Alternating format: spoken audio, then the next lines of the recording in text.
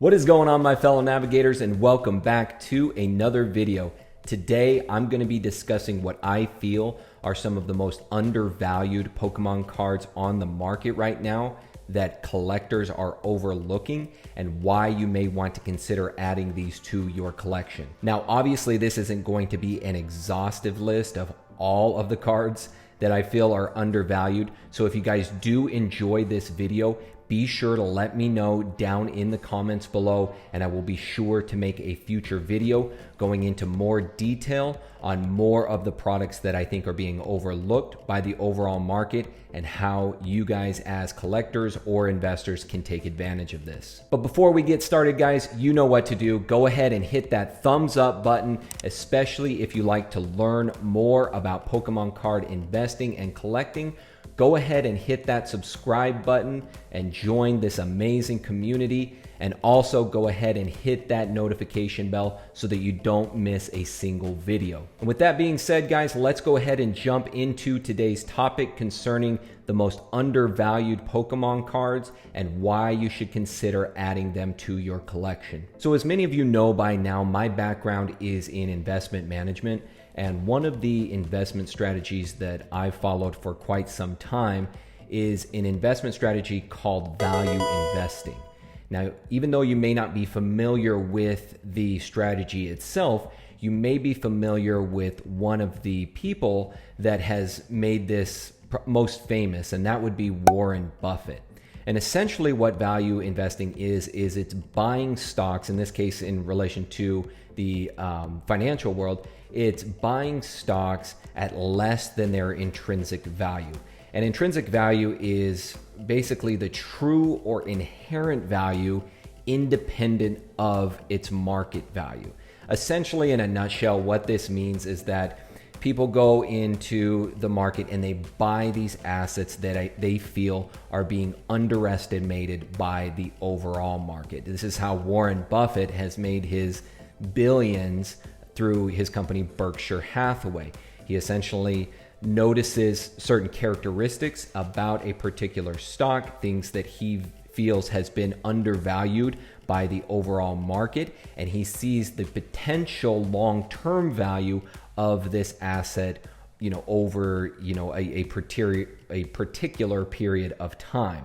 So essentially what we're going to be doing today, and the reason that I bring this up, is we're going to be using the same philosophy here when we're looking at Pokemon cards and looking for products that are undervalued by the overall market, and looking at certain characteristics that, at least in my opinion, I feel like set them apart and allow them to have good future potential growth, even though right now the market isn't necessarily reflecting that. So the first segment of undervalued cards that we're going to go ahead and jump into here is Japanese promo cards.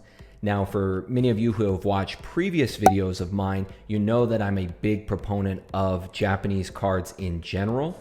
But for Japanese promo cards, the thing that I find most interesting and really sets them apart from others is their exclusivity. The fact that many of these are only found in Japan, only in Japanese sets.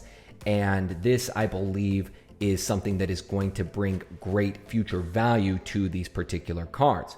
So for some of these promo cards, one of the categories that I'm going to focus on here are the Koro Koro promos.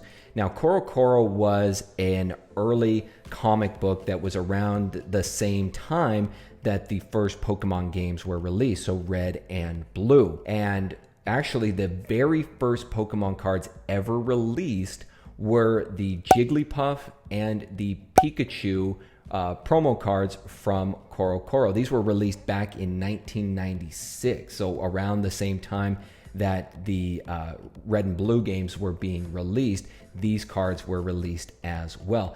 And as I said before, these cards were only exclusive to Koro Koro and Japan, so they weren't released anywhere else in the world. And the thing that I like about them is that you can still find these in their raw form online for a really good price. A lot of the time, under $20, and you can find cards that are in really good condition. So again, harping on that exclusivity here, I really like these early Coral cards. Now, one of the cards that most of you might be familiar with is the Flying Pikachu. Even if you're not familiar with Coral in general, you're probably familiar with that Flying Pikachu card. Now, that card was actually released in, I believe, 1997. I believe it was in October of 1997. And then we did get a version of that here in the United States. I believe it was also a promotional card here in the United States, promoting the original base set release here in North America. So that's also a card that you can find online going for really good prices in a raw form, and one that I believe is going to have a lot of long-term value, and something that again is very exclusive. It was only released in Japan, even though we did get a version of that here in the United States. That particular Japanese card only available through these Coral comics. And then the last one that I want to touch on here, the most expensive, at least to my knowledge, for these Coral promos is the Shining Mew card. And if you go online and take a look here, this Shining Mew in a PSA 10 is going for around $800. But in a raw form, you can actually find this card under $20 again, like I said. So with these promo cards, the thing that sets it apart is the exclusivity of it. And that's going to be a term that we're going to use a lot today to really determine, how valuable these cards are going to be in the future, and why I think that they are undervalued right now. If you look at a lot of other cards out there, they're printed in mass quantities, but a lot of people aren't familiar with some of these cards that are outside of the traditional mainline sets, or even the early vintage sets. But as more people get into the hobby, more people become more accustomed and get more knowledge in the hobby, they're going to start looking to some of these more esoteric items, and I truly believe that the value of these are going to increase steadily over time. So here's one that you guys definitely want to take a look at. That's the Japanese promo cards. There's a lot of other promo cards available from Japan out there, but the Coral ones is one that particularly sticks out to me, and really are very iconic in their art design and in the way that they were distributed. So now that we've touched on the promo cards, the next segment that I'd like to get into here is a series known as the Vending Series of Pokemon cards. And the reason they're called Vending Series is that they were printed on randomized sheets of paper through vending machines, back in the late 90s. And the thing that I like about these as well, again, is that they were only available in Japan. So the way that it worked is that you would go to these vending machines and they would print out these sheets of paper, and you would actually peel the Pokemon cards off of the sheets. They came in 3 series. So there was series 1, 2, and 3. Series 1 was blue, I believe. Series 2 was red, and then series 3 was green. And essentially, they highlighted different regions of Kanto. So you would have, a region for Rock Tunnel. You'd have a region for Cinnabar Island. You'd have a region for Pewter City. And each of those would have a different Pokemon and a different Pokemon card attached to it. And again, here, the thing that I really like, and the reason why I feel like it's undervalued, is again that exclusivity, only available in Japan, and also the way in which they were distributed. The fact that they were coming out of a vending machine, you weren't actually getting them in traditional booster packs like you did with the rest of the trading cards. And a lot of these cards, you might be familiar with some of the early designs, especially one like the Mewtwo Vending Series cards. Those would later have essentially a reprint for English, again for that Black Star promo card that was the promotional cards for the original base set.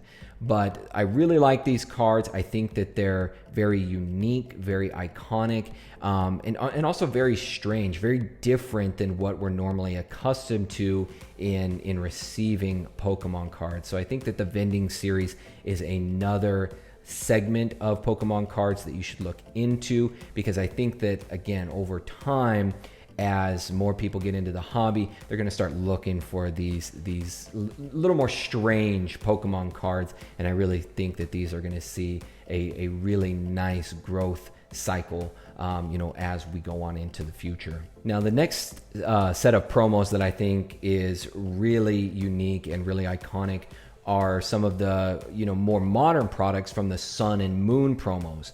Things like Cherry Blossom Afro Pikachu, Poncho wearing Pikachu, Tohoku's Pikachu.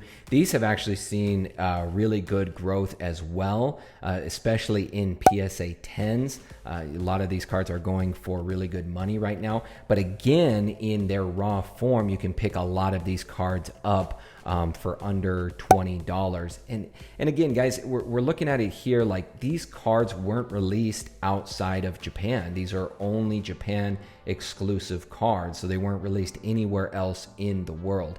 And the artwork, the design, everything about them is just so unique and really set them apart from a lot of the other cards in the mainline sets. So I do think that the Sun and Moon promos, those are something that you should definitely look into, especially those involving Pikachu. Now, the next segment of Pokemon cards that I think are undervalued by the overall market are the base set shadowless commons and uncommons. So the market for these is really starting to pick up, and I think that's for really two reasons. One being, not all collectors and investors that are looking to acquire cards, not all of their favorite Pokemon are actually rares in the TCG. In fact, for many of them, many of their favorite Pokemon are commons or uncommons. And if you start to look at these cards, many of them have really good artwork, especially looking at that base set shadowless set. They have really good artwork.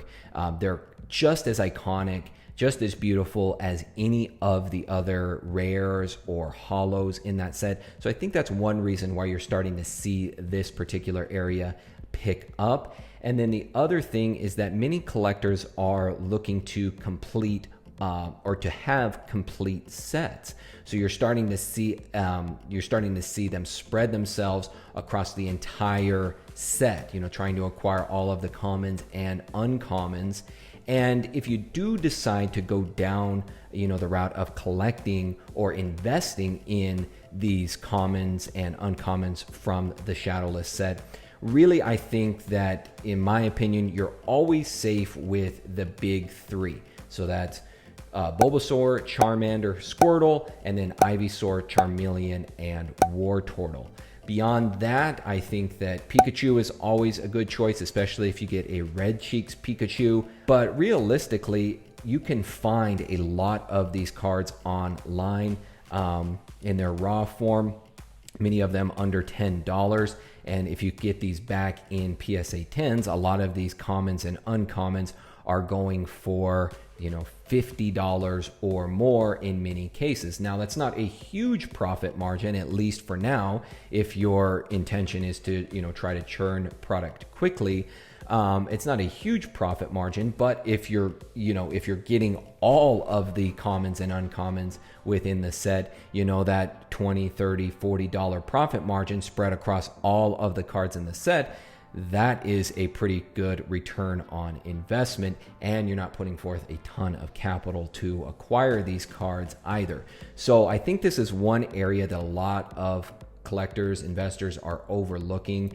It's something that I've recently started to invest in myself, and I'm starting to see this pick up more in the market. So I think this is definitely an area of opportunity for anyone out there, especially if you don't have a lot of capital up front. Getting into some of these vintage cards that you know, by all intents and purposes, are very, very affordable. And as I said, they're just as iconic, just as beautiful as any holo or rare card out there. And so I think this is going to be a great opportunity for anyone, whether you're a collector, whether you're an investor, who wants to really find a value opportunity within the Pokemon card TCG. And then the last segment that I want to go ahead and discuss here, guys, of Pokemon cards that I think are undervalued right now, and that is the build and battle decks.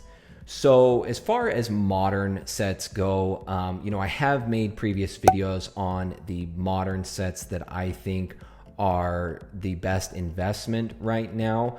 But outside of those, you know, 5, 6 sets, most modern products I don't necessarily feel are very investable right now. And the reason being is that they are just printed into oblivion, really. If you're looking at series like Cosmic Eclipse, or, you know, even the newer sets, Rebel Clash, Sun and Moon base set, they're just printed into oblivion, really. Now, unlike the booster boxes or the pin collections, the build and battle decks have a very specific time frame, a very specific pre-release time frame that they're able to be printed. So I think this lends more to the ability to invest in these products, the fact that they are a little bit more exclusive than, you know, some of the booster boxes or pin collections. And if you look online, sets like Team Up or Unbroken Bonds, you know, when they were first released, these build and battle decks go for around $20. And online right now, they are going for about $50 for these build and battle decks. So again, not a huge profit margin, but if you're someone that is looking to, you know, get invested for the first time, you don't have a lot of capital, these build and battle decks can be a good opportunity. And especially when new sets are released, if you're going to invest in modern product, I would suggest going with these build and battle decks versus, you know, booster boxes or pin collections, because those are going to be printed in really high quantities. Whereas these build and battle decks, they are going to have a very strict time frame that they're able to be printed, and then after that, they no longer will have those prints, or they're not going to have those reprints as well. So if we do see reprints of Team Up or Unbroken Bonds, we will see, you know, reprints of those booster boxes. We'll see possibly reprints of the pin collections, but we won't see reprints of these build and battle decks. At least I don't believe that we will. They've always stuck to that time frame of the pre-release, and then we have not seen any reprints after that for these build and battle decks. So for those that are looking to invest in more modern sets or ultra modern sets, I do think that these build and battle decks are a good opportunity. So that is going to do it for today, guys. Thank you so much again for watching. And if you want me to continue this conversation of undervalued cards in the Pokemon card market, then be sure to let me know down in the comments below, and don't forget to thumbs up this video as well. Other than that, guys, I will see you all next time. My name is PokéNav. I'm here to help you navigate the world of Pokemon one video at a time, and I will see you all in the next video.